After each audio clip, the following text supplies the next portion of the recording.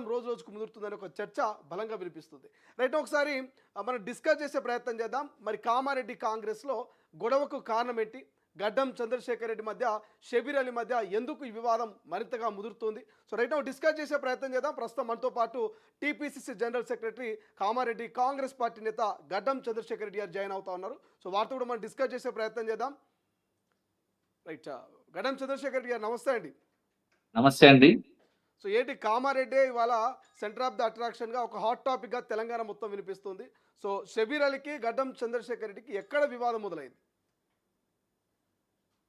షబ్బీర్ అలీ గారికి మాకు మొదటి నుంచి ఎటువంటి వివాదం కూడా లేదు. మ్మ్. నేను షబ్బీర్ అలీ గారి ద్వారానే కాంగ్రెస్ పార్టీలో జాయిన్ కావడం జరిగింది. మొన్న జరిగిన జనరల్ ఎలక్షన్ కి ముందుగా బీఆర్ఎస్ పార్టీ నుండి షబ్బీర్ అలీ గారి ఆధ్వర్యంలోనే నేను నాతో పాటు అప్పుడు మున్సిపల్ వైస్ చైర్పర్సన్ గా ఉన్నటువంటి మా భార్య అయినటువంటి ఇందుప్రియ గారు, వారితో పాటు ఇంకొక కార్పొరేటరు మరియు కొంతమంది యూత్ నాయకులతోని ఆ రోజు షబ్బీర్ అలీ గారి ఆధ్వర్యంలోనే రేవంత్ రెడ్డి గారి సమక్షంలో మేము కాంగ్రెస్ పార్టీలో జాయిన్ కావడం జరిగింది. ఆ తర్వాత కూడా షబ్బీర్ అలీ గారి సహకారంతోనే కాంగ్రెస్ పార్టీలో అప్పుడు చైర్మన్ గా ఉన్నటువంటి వారిపై అవిశ్వాసం పెట్టి వైస్ చైర్మన్ గా ఉన్నటువంటి మా భార్య చైర్మన్ గా కూడా కావడానికి షబ్బీర్ అలీ గారు అప్పుడు సహకరించారు. అప్పుడు మాతో పాటు అప్పుడు ఉన్నటువంటి బీఆర్ఎస్ కౌన్సిలర్ సుమారు ఒక 22 మంది బీఆర్ఎస్ కౌన్సిలర్లను కూడా కాంగ్రెస్ పార్టీలో మేము జాయిన్ చేయడం జరిగింది. మ్మ్.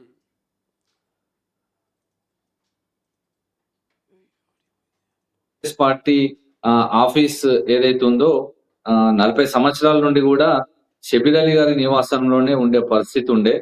మ్మ్. తర్వాత మొన్న ఒక సంవత్సరం కిందట కొత్తగా ఏర్పడినటువంటి డిసిసి అధ్యక్షులు కామారెడ్డి జిల్లాలో చేతి గుర్తు మీద కాంగ్రెస్ పార్టీ బీఫామ్ ద్వారా గెలిచినటువంటి ఎమ్మెల్యేలు మదన్ మోహన్ రావు గారు కావచ్చు, అదేవిధంగా లక్ష్మీకాంతారావు గారు కావచ్చు, ఎమ్మెల్యే గారు, వీరందరి సహకారంతో కొత్తగా ఎన్నికైనటువంటి డిసిసి అధ్యక్షులు కామారెడ్డి కేంద్రంగా, జిల్లా కేంద్రంగా డిసిసి ఆఫీస్ నెలకొల్పడం జరిగింది.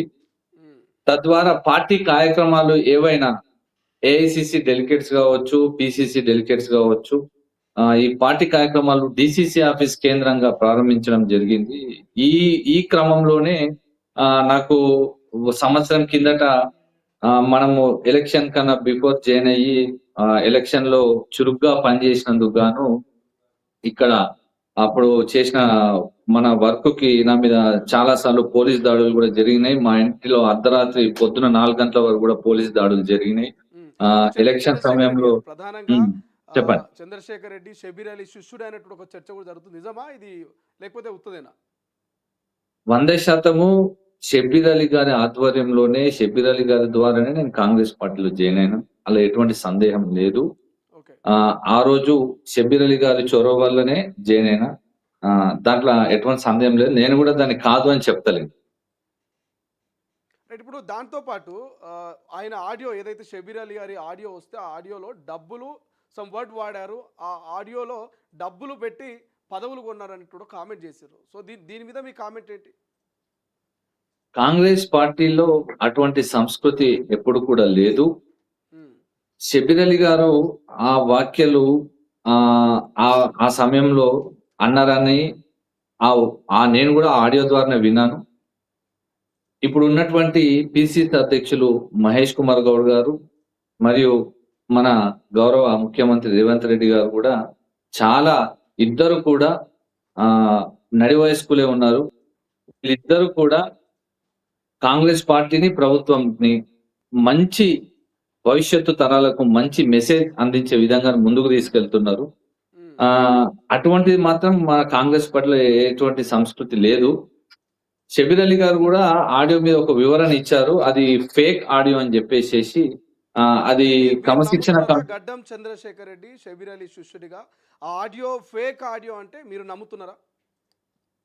మాట్లాడిన ఆయన చెప్తున్నది ఫేక్ ఆడియో అని చెప్పేసి మనము విన్నోళ్ళం మాత్రమే మనము జడ్జిమెంట్ మీరు చేయడానికి చాలా సన్నిహితంగా ఉన్న వ్యక్తులు, ఆయన వాయిస్ ను మీరు పర్ఫెక్ట్ గా గుర్తుపడతారు. ఎంత గతంలో ఫోన్ లో మాట్లాడి ఉండొచ్చు, లైవ్ లో ఆయన వాయిస్ విని ఉంటారు. సో ఇది ఫేకా ఒరిజినల్ అని మీరు ఒక క్లారిటీ అయితే మీకు ఉంటుంది కదా, మీరేం చెప్తారు? ఈ ఇష్యూ క్రమశిక్షణ కమిటీ ముందున్నది. కాబట్టి నేను దాని విషయంలో ఏదన్నా మాట్లాడినా అది ఒక రాంగ్ మెసేజ్ గానే వెళ్తది కాబట్టి నేనిప్పుడు ఆ విషయం గురించి చెప్పదలుచుకోలేదు. ఏదున్నా క్రమశిక్షణ కమిటీ నిర్ణయం తీసుకుంటది. ఆ నిర్ణయానికి మనము కట్టుబడి ఉంటాం గదా! ఆ విషయము ఎస్పీ ఆఫీస్ గూడా ఫిర్యాదు చేసిర్రు. ప్రభుత్వ పరంగా గూడా దాన్ని తేల్చని జెప్పేసి. దానికి నేను గూడా స్వాగతించిన.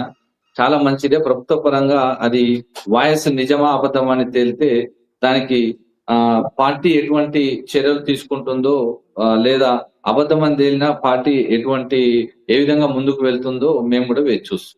ఇప్పుడు క్రమశిక్షణ కమిటీ ముందు మీరు హాజరయ్యారు. సో క్రమశిక్షణ కమిటీ నుంచి మీకు ఇచ్చినటువంటి భరోసా ఏంటి?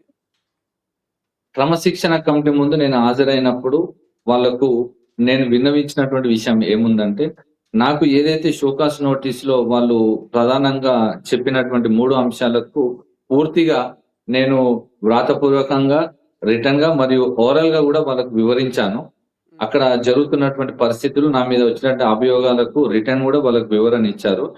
నేను అనుకుంటున్నాను క్రమశిక్షణ కమిటీ సంతృప్తి చెందిందనుకుంటాను. దాంతో పాటు కాంగ్రెస్ పార్టీల ఒక కార్యకర్తగా, ఒక నాయకునిగా కలిసి పనిజేయడానికి మేము సిద్ధంగా ఉన్నామని గూడా ఆ విషయం క్రమశిక్షణ కమిటీ ముంగట తెలియజేశాం. దానికి క్రమశిక్షణ కమిటీ గూడా క్షుణ్ణంగా పరిశీలించి మాకు త్వరలో దీని గురించి పూర్తి వివరాలు ఇస్తా అని చెప్పాను. రైట్. అంటే ఇప్పుడు షబీర్ అలీ గారిని కూడా ఆదివారం రోజు క్రమశిక్షణ కమిటీ హాజరు కావాలని చెప్పినట్టుగా తెలుస్తోంది. నోటీసులు ఇచ్చినట్టుంది. సో ఏం చెప్తారు? ఈ 2 వాదనలు విన్న తర్వాత క్రమశిక్షణ కమిటీ చంద్రశేఖర్ రెడ్డికి న్యాయం చేస్తుందని మీరు నమ్ముతున్నారా? అంటే గతంలో కూడా చాలా వివాదాలు వచ్చినాయి. బట్ వివాదాలని కూడా కొంత సద్దుమనిగే ప్రయత్నం చేయడమో లేకపోతే పెద్దగా యాక్షన్ కూడా ఎక్కడ కనిపించలేదు. సో మీరు ఈ వివాదంలో మీరేమో ఎక్స్పెక్ట్ చేస్తున్నారు క్రమశిక్షణ కమిటీ నుంచి? నిజంగా షబీర్ అలీ గారి వ్యాఖ్యలు నిజమైతే ఆయన మీద వేటు పడుతుందనో లేకపోతే ఆయన మీద ఖచ్చితంగా కఠినమైన చర్యలు ఉంటాయని నమ్ముతున్నారా మీరు? అది ఏఐసిసి మరియు పిసిసి మరియు క్రమశిక్షణ కమిటీ ఒక్క ఆధ్వర్యంలో ఉన్నది. దాని గురించి మేము ఎటువంటి నిర్ణయం గాని, మాట్లాడేటువంటి అవకాశం గాని, పరిస్థితి గాని ఇప్పుడు లేదు. మనకు ఆదివారం అంటే ఒక 2 రోజులలోనే తెలిసిపోతది గాబట్టి, దాని మీద ఏదున్నా క్రమశిక్షణ కమిటీ తుది నిర్ణయం అనేటువంటిది తీసుకుంటుంది కాంగ్రెస్ పార్టీ. ఇక నా విషయానికొస్తే మాత్రము హ్మ్. పార్టీ పరంగా నాకు పార్టీ పోస్ట్ ఇవ్వడం జరిగింది. కానీ నేను అప్పుడు కాంగ్రెస్ పార్టీ అధికారంలో లేనప్పుడు ఒక ప్రోటోకాల్ ఉన్న పోస్ట్‌తోనే కాంగ్రెస్ పార్టీలో జాయిన్ కావడం జరిగింది. ఇప్పటివరకు కూడా నాకు అధికార పరమైనటువంటి ఎటువంటి పోస్ట్ గాని, ఒక నామినేటెడ్ పోస్ట్ గాని ఏది కూడా నేను తీసుకోలేదు. నాకు కాంగ్రెస్ ప్రభుత్వం గాని, రేవంత్ రెడ్డి గారు గూడా నాకు పార్టీకి సేవ చేసేటువంటి అవకాశమే ఇచ్చారు గానీ, పార్టీ ప్రభుత్వం నుంచి లబ్ధి పొందేటువంటి అవకాశం ఇంతవరకు గూడా నాకు కలగలేదు. ఈ కోణంలో గూడా నేను క్రమశిక్షణ కమిటీకి విన్నవించాను. కాబట్టి నా పట్ల న్యాయమే జరుగుతుందనేటువంటి ఆలోచనలో ఉన్నా. ఇప్పుడేంటి ఇప్పటికి షబీర్ అలీకి మద్దతుగా కొంత గాంధీ భవన్‌లో అక్కడక్కడ ఫ్లెక్సీలు వెలుస్తా ఉన్నాయి. కొన్ని పోస్టర్‌లు పెడతా ఉన్నారు. సో మీరేం చెప్తారు? ఈ ఫ్లెక్సీలు, ఈ సపోర్ట్, ఈ మద్దతు గురించి మీరేమైనా కామెంట్ చేస్తారా? ఆయనను మద్దతిచ్చే వాళ్ళ గురించి? వాస్తవానికి తను గూడా మన తెలంగాణ రాష్ట్రంలోనే గాని, అప్పుడు ఉమ్మడి ఆంధ్రప్రదేశ్‌లో ఉన్నప్పుడు గూడా షబీర్ అలీ గారు 9 సార్లు కాంగ్రెస్ పార్టీ బీఫామ్ ఇస్తే 2 సార్లు గెలవడం జరిగింది. 2 సార్లు గూడా మంత్రి పదవిగా తను బాధ్యతలు చేపట్టారు. ఆ కోణంలో అప్పుడు వాళ్ళు మంత్రిగా చేసినటువంటి సేవలకు గాను, అప్పుడు ఉన్నటువంటి పరిస్థితిలో ఎప్పుడైతే ప్రజలకు గాని, ఒక మైనారిటీ వర్గాలకు తను చేసిన సేవలకు గాను ఆ ఫ్లెక్సీలు వాళ్ళు మైనారిటీకి సంబంధించినటువంటి వ్యక్తులు పెట్టి వాళ్ళ యొక్క అభిమానాన్ని చాటుకున్నటువంటి పరిస్థితి కనిపిస్తుందక్కడ. ఓకే. సో ఫైనల్‌గా ఏంటి మీ భవిష్యత్తు కార్యాచరణ ఏంటంటే, సో చాలా ఎలిగేషన్స్ మీ మీద అయితే చేస్తున్నటువంటి సిట్యుయేషన్ అంటే డబ్బులిచ్చి కొన్నారని లేకపోతే ఇంకొన్ని గతంలో కొన్ని ఎలిగేషన్స్. సో వీటన్నిటికి పులి స్టాప్ పెడతారా చంద్రశేఖర్ రెడ్డి గారు ఈ క్రమశిక్షణ కమిటీ తర్వాత? షబీర్ అలీ గారు జాయిన్ అయిన తర్వాత ఇదంతా గూడా? 100% పెడతారనే ఆలోచనలో ఉన్నాము. పండ్లున్న చెట్లకే రాళ్ళ దెబ్బలన్నట్టు పనిచేస్తున్నోళ్ళకి ఇవన్నీ గూడా ఎదురైతూనే ఉంటాయి పార్టీలల్లా. ఏ పార్టీలైనా ఇవన్నీ గూడా కామనే.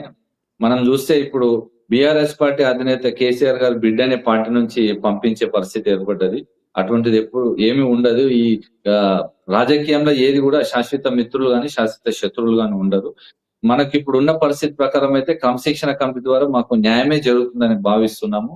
ఏదైతే క్రమశిక్షణ కమిటీ కాంగ్రెస్ పార్టీ ఆదేశిస్తుందో ఖచ్చితంగా వారి యొక్క ఆదేశాల మేరకే పనిచేస్తామని గూడా నేను మీకు తెలియజేస్తున్నాను. అంటే 2గా చీలిన కామారెడ్డి కాంగ్రెస్ నేతలు ఒకటి కాబోతున్నారు అనుకోవచ్చా? సో నిజంగా గురు శిష్యులు కలుస్తారా? ఖచ్చితంగా పార్టీ కలిసి పని చేయాలని ఆదేశిస్తే ఖచ్చితంగా కలిసి పనిచేస్తాము.